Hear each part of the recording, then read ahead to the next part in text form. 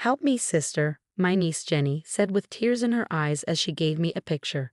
It showed my brother, Jenny's dad, with his friends at a bar. "What's wrong, Jenny?" I asked. Before she could answer, my serious sister-in-law showed up. "What are you two doing?" she asked sternly, taking Jenny away. Alone now, I looked at the back of the picture and saw a message from my brother. It said, "If something happens to me, please take care of my daughter. My name is Alice.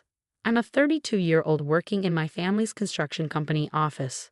My older brother, who's 10 years older than me, was always seen as the one who would run the business someday. He's a hard worker, but he never seemed keen on taking over. Even though everyone, including me, thought he would, he often said, 'I enjoy carpentry, but I don't want to run the business.'" It became his mantra, repeated over and over. Then one day, he dropped a bombshell. "I found someone I want to marry," he announced, introducing us to Maggie. She was lively and quickly became part of our family even though she didn't live with us. "I'm getting married and moving out," he declared. "But what about the business?" I asked. "You know you're expected to take over, right?" He sighed, patting my head gently. "I don't want to cause you any trouble with Dad. We don't see eye to eye," he explained. True to his word, he married soon after and moved out. But he always stayed in touch, chatting with me about everyday stuff. "Guess what? Maggie made a delicious dinner tonight. She's a dietitian, so she keeps an eye on my high blood pressure," he'd say. I'd tease him, saying, "You never get tired of bragging about her, do you?" But seeing him happy was all that mattered to me. A few years after my brother got married, his daughter Jenny was born. After that, we started seeing them more often. They looked really happy, and Jenny was growing up well-loved by both her parents. When Jenny turned 10, there were talks in the family about patching things up with my brother. We hoped we could laugh together like we used to, but that hope didn't come true. One day while I was at work, I got a rare call from my sister-in-law. It wasn't unusual to hear from my brother, but it was strange to hear from her. Worried, I answered the phone right away. "Hey, sister-in-law." "Oh, Alice, what's going on? It's not often I hear from you. Calm down and listen. Your brother Jake had an accident at work. He fell from scaffolding because of the rain." The news hit me hard. I felt like time stopped. I called our parents, who were also at work, and we rushed to the hospital in the pouring rain. When we entered the hospital room, my brother looked so pale. Seeing him like that made the reality of the phone call sink in, and I collapsed to the floor. "Bro," I managed to say weakly, surprised by how feeble my voice sounded, and sadness washed over me. Beside the bed, my brother's wife was crying loudly, like the main character in a sad story. Her crying was so intense that it made me hold back my tears and just stare at her, feeling uneasy about her behavior. Jenny, standing next to her, looked down, her face pale, not crying but trembling as if she were scared of something. "Jenny, are you okay?" She didn't seem able to answer, still in shock from her father's death. After the wake for my brother at our home, as the relatives were grieving deeply, I found myself quietly crying in a secluded corner of the porch. The photo in the memorial portrait looked recent. My brother seemed a bit tired, but peaceful. I wondered if he had been happy. As I pondered this, I thought of Jenny. The last time we spoke, my brother, who adored his daughter, happily shared how he often took her to amusement parks and zoos. Jenny must be having a hard time after losing her dad. Thinking about her, tears filled my eyes again. But then I heard a familiar voice calling out to me. "Sis." It was Jenny, tears welling in her eyes. "Jenny, what's the matter?" I asked, wiping away my own tears, trying to stay calm. "Sis, I need your help. I'm scared. I think something bad might happen to me next." Before I could ask her to explain, she handed me something, nervously biting her lip. "Dad told me that if anything happened, I should give this to Alice," she said, repeating what our brother had told her. Jenny handed me a slightly worn brown envelope, which she had probably been holding onto for a while. "It's actually..." Just then, a cold voice interrupted us from behind, saying, "What are you doing?" I turned around to see my brother's wife, Maggie, looking stern. "I've been looking for you, Mama," Jenny said nervously. Maggie grabbed Jenny's arm and quickly took her away before I could say anything. Maggie had always been friendly and kind, but she seemed different now. It's understandable, given her husband's recent passing, but Jenny's behavior was also odd. Alone again, I opened the envelope and found an ordinary photograph inside. It looked like it was taken at a social event, with my brother smiling alongside some colleagues. I decided to flip the photo over.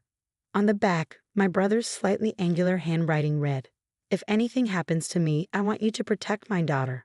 I was shocked, speechless, just staring in surprise. I realized Jenny was asking for help, and this photo might be connected. So I decided to call a friend who was a police officer and arranged to meet him the next day. Usually the funeral would have been the day after the wake, but the crematorium wasn't available due to a certain day of the week, so we had an extra day. This gave me time to dig deeper into my brother's death. The next morning, when I got to our meeting spot, he was already there, waiting for me. "Sorry for calling you out of the blue." "Don't worry about it. I was off duty anyway. What's going on?" "Well, it's just," I started to explain the situation to my friend, and he listened carefully. From a police standpoint, we can't take action based on just this evidence." "I understand. I wish I could do more.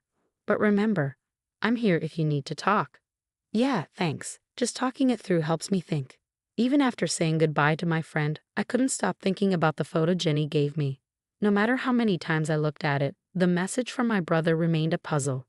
What else could I do to uncover a clue? The message alone didn't give me much to go on. I realized that talking to Jenny directly might be risky with my sister-in-law around. Then, an idea struck me. Maybe I could find something in my brother's belongings. Unable to sit still, I hurried to my sister-in-law's house. "I'm sorry to bother you during this difficult time. I just wanted to check on you and Jenny," I said as she answered the door. "Thank you for coming. Jenny's in her room, but she's not feeling too good since her dad passed," she replied, leading me to the living room. Despite her usual neatness, the house felt somber today. I don't see any of my brother's stuff here, and even a family photo that was here last time. There was no sign that my brother had ever been there. Determined to find something of his, I looked around the room. Maggie brought me some tea and homemade pickles. What caught my eye was a light purple bracelet similar to a rosary on Maggie's wrist. It didn't seem like something she or my brother would wear, and it made me uneasy as I thanked her for the tea and tasted the pickles. "These pickles are really salty, aren't they?" I remarked, quickly drinking my tea to wash down the extreme saltiness. But Maggie just tilted her head, saying, "Really? I don't think so." Maggie, a dietitian, usually made delicious and healthy meals that my brother loved. It was odd for her to make something so salty, especially knowing my brother's high blood pressure. Since I arrived, I've been feeling uneasy at Maggie's house, and I started worrying about Jenny. "I'd like to talk to Jenny. She's in her room, right?" Just as I stood up to go to her room. "No, you can't see her." "What? Why?" "I'm sorry, but you need to leave. I'm busy getting ready for the funeral," Maggie said firmly, grabbing my wrist and pushing me out into the hallway, then out of the house. Feeling frustrated after finding no clues, I looked up at the sky, wondering what to do next. Suddenly, Jenny appeared at a second-floor window. She gestured for me to be quiet and threw something at me. It was a small key wrapped in cute memo paper, the shed key. "Hide it under the potted plant after you use it," the note read. I gave Jenny a thumbs up, and she nodded before gently closing the window. To avoid my sister-in-law, I went to the backyard and used the key to open the shed. Inside, I found my brother's belongings, including a diary. Jake had been diligent about recording his daily life in a diary since he lived at home. As I read through it, I couldn't believe what I found.